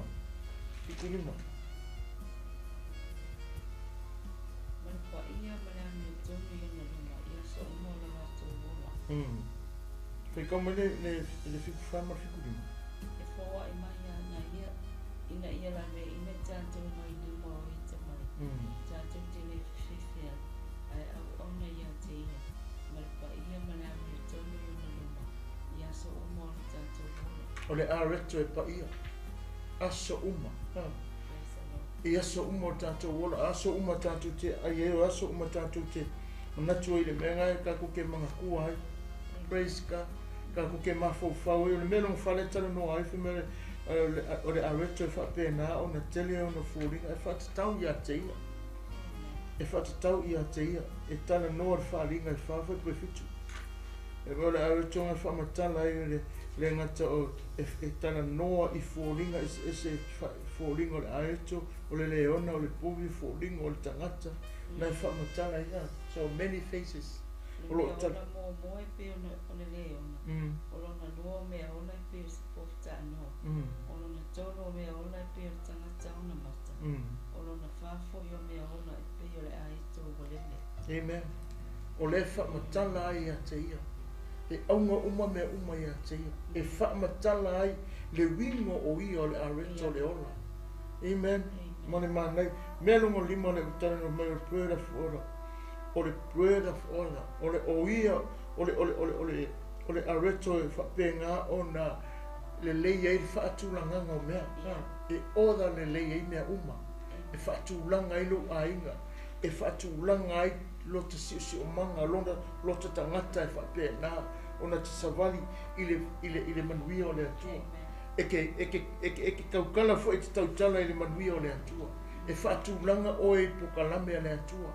Longa winga, e le kakau ia te tātou ona tātou tu e sea le melea. E kakau ona tātou whaangaina i telo aso uma. Le mewanga e tā wari mele kau ke whaia whaamanatu. Pea le melanga o le pokalame nga a le atua le o le whaatulanga ina le o tātou ina ia. Tātou mautū le le mea le whina ngaloi. Amen. Praise the Lord. O le mana i o vai mai o i ra whamtara. O wingo le a rito. E te tango na e tu uala i ei oi. Kua i teita. O lona winga o le whainonga o le whaingoa ina o ia. O le a rito. Pe o le kumomona na whauna. Whanonga whapeo. O le a rito i tu mau. O se ata i a tu mau pea. Le rio Jesu Kiristo i o tātou o lama. Amen. Nonga winga. O aso o mai e pe o tāla tu se mareko le whaitau. Tāko no futonu. E whai ma whaamanatunga i aso uma. Le a reto ola le a mai le lang. Na i a whaia le me sili ona le lei. Mō tātou. Kama i a tū mauna i a whai ma mea e whaatū mawina i a tātou. Kama i o i o le a reto e pa ia. Mamanu. O lona mamanu na e wha mamanu i nai tātou. O le mamanu i o tātou o langa. Praise the Lord. Wha mamanu i nai oi. Iso se mea te alu ai. E lomo fia oi tangata. O oi o le whine o oi o le tali o le tua. Mamanu na o le tua. Le so kako pa ia le so tātou mamanu. Ai o le mamanu le na o le tua. O no le a reto le o no whatu mau. Te tonu i a te oi maa. A mai no la ia whatu mawina la na. O le a reto le na. Le mana le na o le malo si anga le na o sātauru. Lea ua ola, le a reto le upoi ola. O le ola lea, o ia fōwa i mō tātou. O lea tātou te mawene maa nama ma le soifua mai a te ia. O na le malo si anga lea sa ia whaia. Ina ia ola oi, ola o se upu tā ua tele. Mai o se upu au ngā foi. Mō tātou umane lea fiafi. Le a reto ia whātou mawina. O mai o ia le a reto tū mau. Tono inga. E nofo pea i o tātou tangata se ia o te me wala au mai e li. I lo tau soifua ma lo mātou ola. Amen.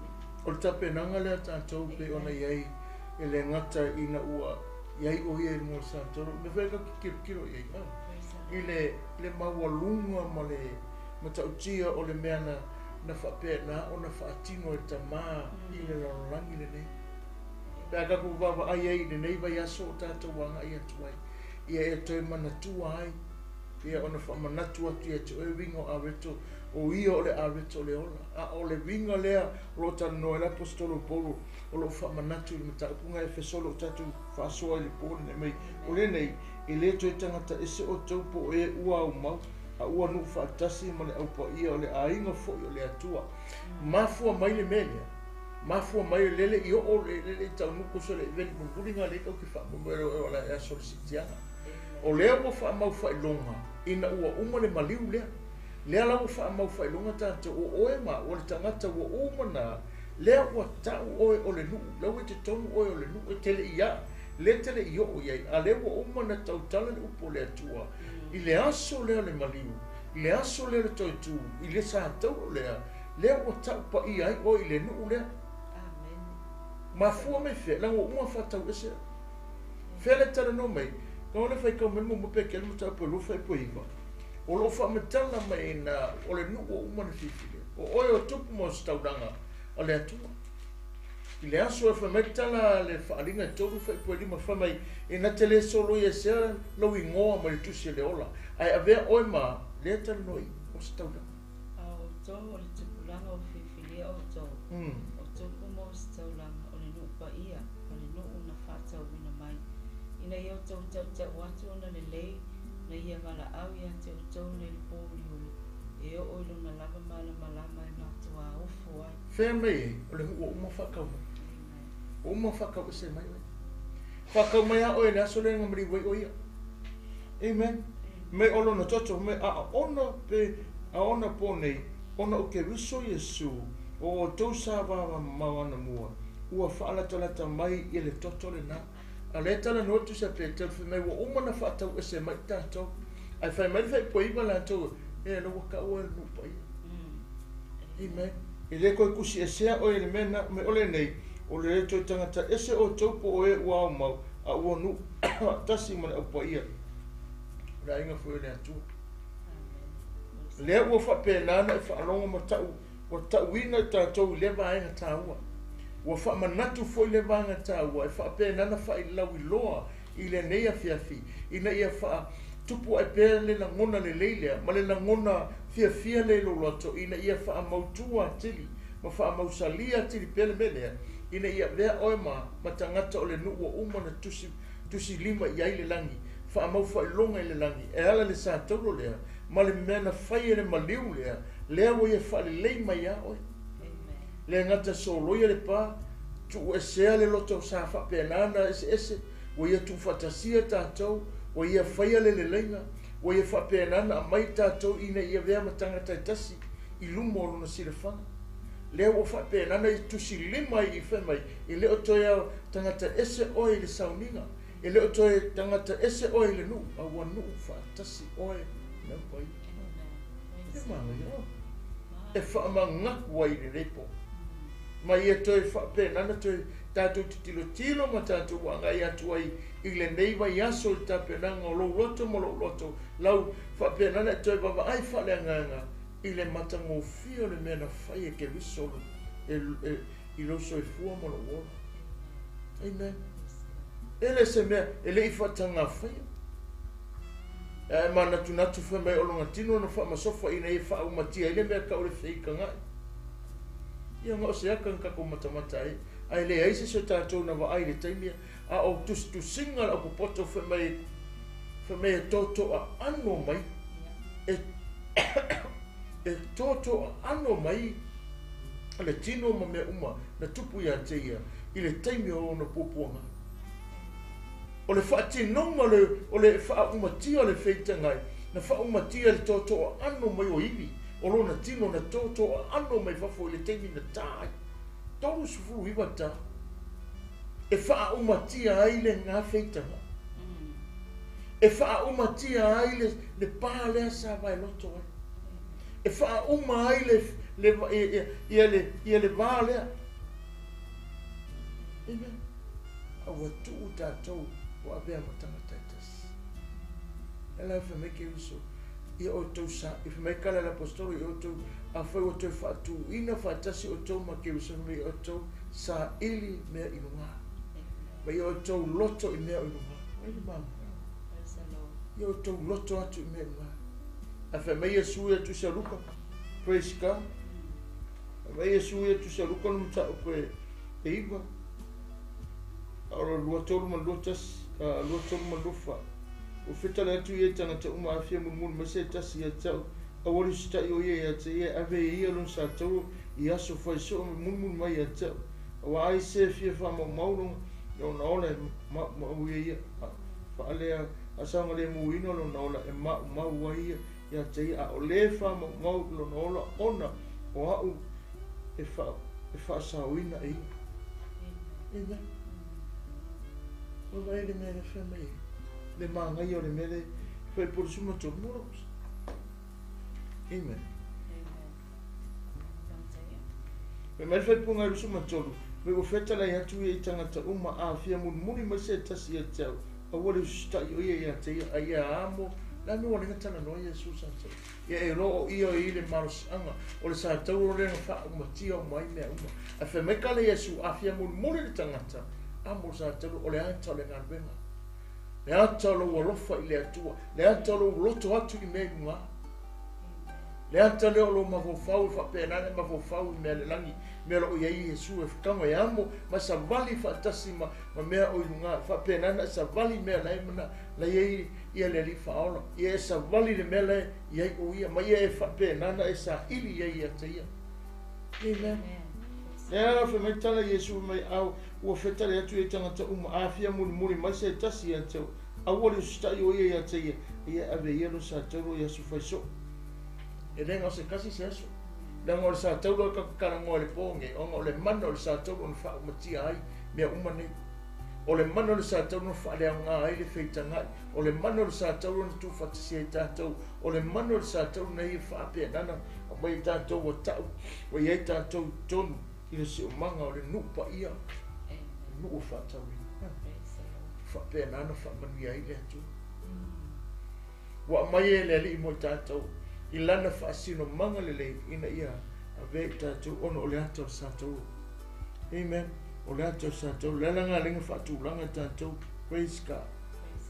Lelanga linga whaatūlanga tātou i le wala au o le atua ma tūlanga i te tau ona e ka kau onga kako mana ma lama lele e te tau ona tātou sāpa vali ai, tau ona tātou whaia mea uma ma le mauti noa, tau ona tātou tau tala fo i ma le loa. O mea uma lewa uma na whaareo awana i pelongia tātou e seisi lava nganga e le neila o langi awa o uma na whaatino a sau foi seisi fe meili uma e whailoa i ai o le aisisi mea o uma na whaatino i Yesu no tātou mea o uma na whaatau nuu o uma na whaarelei tātou haleluia o uma na whaarelei le lua vā ma tātou o tua i le langi o uma na ia whaia le sautonga lea mo oi maa o e umana ia whaatawina oi, o le nuu leo umana tāpena whapena ana iei oi. Mai tana whaaringa mtau pa tolu whai koe ni mawhi mai, na te le ave se ina lo ingoa mai tonu tusi lea, ai na te tau lo ingoa fōu ingoa tama, i le mea lai i le nuu pa ia lea. Amen. Ia mana. O kase mana ia. Le rafa me kala Yesu, a e fia muri la, whaafiti oi ati oi, ia ia amolang sa taure yaso uma. O lo walu ya Yesu ele se aso skasi. O lo walu le ali ima lo ola ina o le ali ima lo na finangalo. Awa ne e whaafitia o ia. Mai tala mta pusuma lima tu se yone, mta pusuma lima fai pefitu. Tu mau ya te ia, tu mau fo yana upu ya te oe fe melon tala fe mai. So se mea ke wana awa kuai. Whape nana tali mai o ia aisea. Ilan kere whaafi. Wa e mana malama wa o uloa. Fa mauti no tātou roto lea ia o ia whaia ni mea na o tā pena ia mea na o ia o mai fo me tātou le nā le leina o ia o mai fo me tātou le nā manuia o ia whaatanga fo tātou wha pena na tātou wai manga ia le ke leo le nei mea o ia whai ma le nā saurotonga le lei o ia whasa o loto i tātou leo ia te tātou le nā file mua le atua o umana tuu leo a tuu lo loto ma tuu lo loto leo o whaatanga ilo mafofau te mafofau ai a te ia. Ane whemei Mai e whapenana e loto atu i mea ngā peo tana noa iri, e kolose ngā e tō. Loto sa ili eilo mawofo e whapenana e wana au i a te ia. Wa mafua o na whaatanga tātou i ia mea umakaku ke wana au tātou te loto atu, sa ili atu i a te ia. I nei mea uma, ina ua, umana i a whaia mea umarisa. I longas i le sātou lea, na whale lei e mea uma. Ai mawofo la ne po e se lua wā ma sista ngati. Lea whai kupo kalame ne nea fiasi. O umanga whale lele lua wā ngā. Amen. Ele ko yese ngos kan ke por kaile si vaenga le ai o tato malava pe ese lanu manganga tato uma na sawai tato wari ina ia faola ino tato manganga ina ia tasi tato pe faola inga la Felica pe faola inga le sara elu po fe lava ye hallelujah America so se vaenga le langi e tato o tasi o inga la fa. Amen.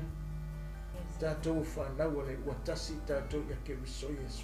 O lona sa tātou fo ua whaale leia i tātou. Nā le wingo lea tala o le ngā luenga lea. Le matautia lea ma le mana lor sa tātou lea. Ua mawhai e tātou o na tātou wawa ai atu. Ma tātou wa ai atu le laitu. Ma tātou whaatalofa atu. Ma tātou wopo atu. E lei tupu fua ia wainga. E lei tupu fua ia la ngona. Ai ono lona maliu lea. I le sa tātou lea. lea na tātou wawaia. I le matanga le sa tau ai fua mai ai e tupunga mai te tonu mea matanga o fia ma mea le lei. Sa le manatu sa le mawhai o le mea na le mawhai le tula fono ai na mawhai e le sa tau rea ono le tangata na tau ai. Na ia whaia le le leinga mo oi. Na ia whaia le le leinga mo au. Na ia whaia e tātou ia tasi. Tātou mai e. Whangara tala karatia o le to ese eleni po se utaia, po se polonga, po se saolota, po se maualunga, po se maualalo. A ua tasi tātou ia keresu. Tasi tātou ia keresu. Ono olona fina ngalo. Ono olona fina ngalo. Ua whaalia, ua tatala, ua au mai. Ina ia vea oe, sa molo ua tunu pele ma le larulangi atoa. Ua vea oe ma tali i ma fine. Matala mo mori ona tapu mo mofe pesuno ila to matali o ia fatu to lo sofa nei ava na manvia a vea o e tali I ma fine o le to no winga ele ko ela se me ki fa pe ko a fa finge oi ia a o ia kali o la amen leo ka ko uma tali e so fe mari ma fa ola ile sa taulo lea na fai sa taulo nga luenga le lei e fa le lei e tatou mo se fo ila to le tali e Yesu Nona e wha maulalo lo roto, ta lia le me na whaia sa tau o le tangata lea na ia whapena na whaia le ling. Oi, Yesu ke visu. A ia whaia mo tanto. O le nei, I le tui tangata ESP08, o e wanga, a unu whaatasi ma le apa ia. Amen. O le ai na whoi o le atua. Praise God. E se mana ia whoi po mori le. Amen.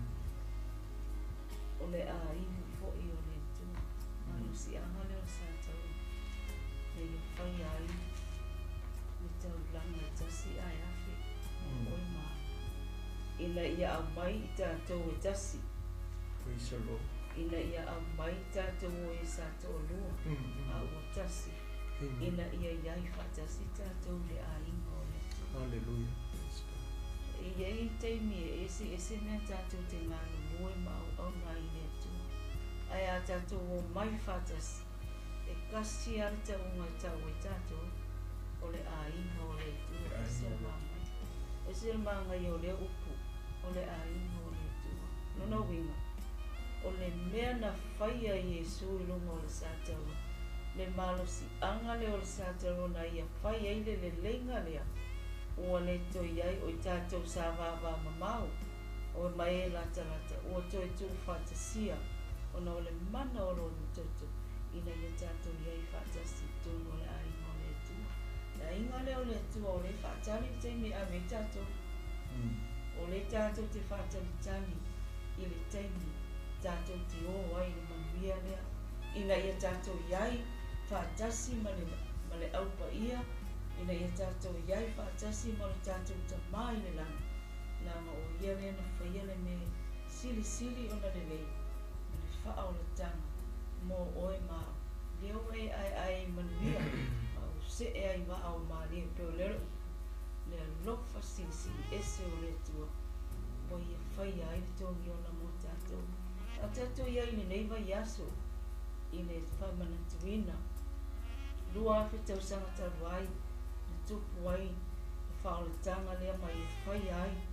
Le lenga lea mo tātou ai mana tua pea I o tātou loto le tāua ma le loloto ma le langona o tia ma le langona e o I o tātou tino ma o tātou mautou fina ngalo le tāua le mea na ia whaia o le upu ane e se le mana ia le fia o le lenga o ia whaia I le lenga o le to ieni pāwha vai loto ai o le lenga e lea ina ia tātou o mai whatas o tātou o le ainga o le tua le to ieni wā le to ieni le te le to ita I sisi tangata le to ieni o fili ai o le mea na ia whaia ma le malo si anga o le toto e ala I sa taro na I tautau wai le to I amai e tātou o sa vava mamawa a ua ia whaalata ina mai tātou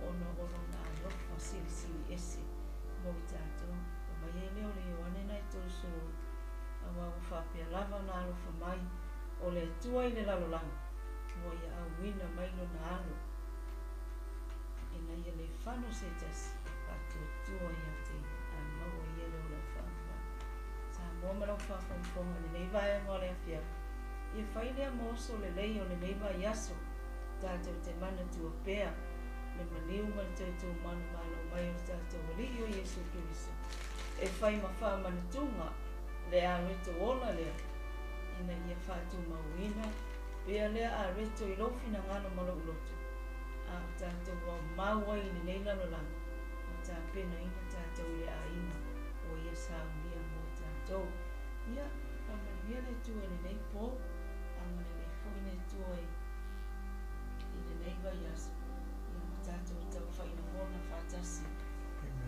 Lema o le neiva yaso mana tua pēa le mea me leina ia whaia ua e maua i le ola ma o maua ai whātasi ma ke riso le manu malo o na o le taula whātasi na ia whina ia whaia Amen Hallelujah Ia, o le tiuina tātou pokalame pēo na tātou esa mo pēo na tātou mafutai nei tula fiafi e o na tau mumuli antu o le mana o le sātoro I le luka o le ione o mtau koe suru iwa no whai koe tosu whai mai le whamtananga mai o talia le vineta e su o na whetare atu le o ia ua tau nuu ua whaangau ngaulo na o na tuina atu i lea o lo na nganga ua whaatonga leo I taia ia I lanto ia angau ia o lo na vai ia awe seina fo I lanto ina ia le tu mau pea I le tino I lungo le sātauro I sāpati awa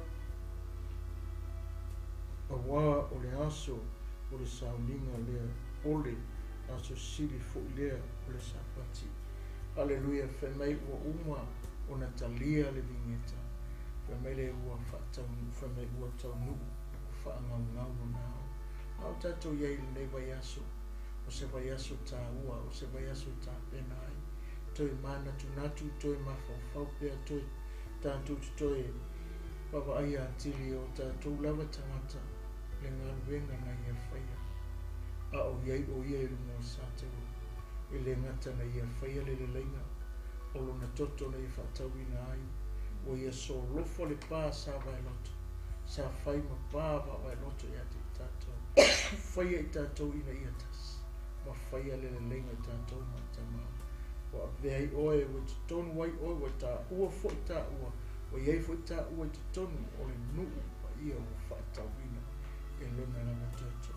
O le tātou mta upuna pe o na tātou iai I le nei vai aso I whape nana sosoani au tā penanga sauninga e mwese I e whaopopo le wha pe nana e mana tunatu pēr ma e mawhau iai I le lofa le atua ia te tātou I e whaamaria mai le atua le nei a fiafi pe nana le nei atu le ngango le li I maota malao so stafa o mau mai tatu whasalonga I o atu e lo na nganga mo mori atu pa pe nana tatu mawhau whatasi ai ma tatu mana tunatu whatasi ai I le alofa le nao le atua peo na tatu iai I anga le leire li I le neiva anga le fiafi pa anga ma o mai masani I ai mese au auna le atua o mwhau na tatu mahuta I a whamani e tele le atua I le nei po I a fiafi whamani e fo I le atua sunga whatonu I whawhengainga e whantua me se foi le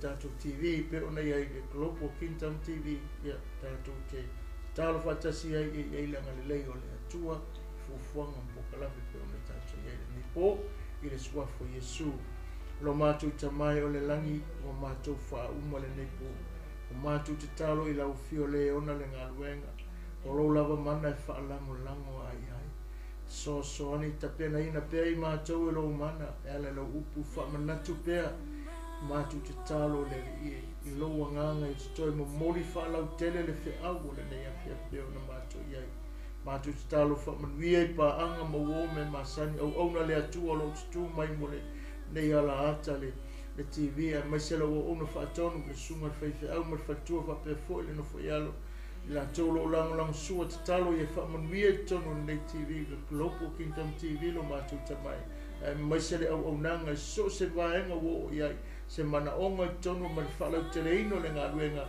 I a whamanuia maanga le leila u fio pe ona iai Ia foi paanga lo ngā lua tonu ne TV la tolo fola au na le atua ma elo au tau wa mai fa pena so tau au le moringo le fe au le atua ia ile fa munianga malanga le o lo mato tamai mato wala au ia le pui lo wa tunu pe amalolo tau si mato ngala ono Yesu fo ele vi inga lo mato tamai o mato wole wala au atu lo swafa Yesu amen amen.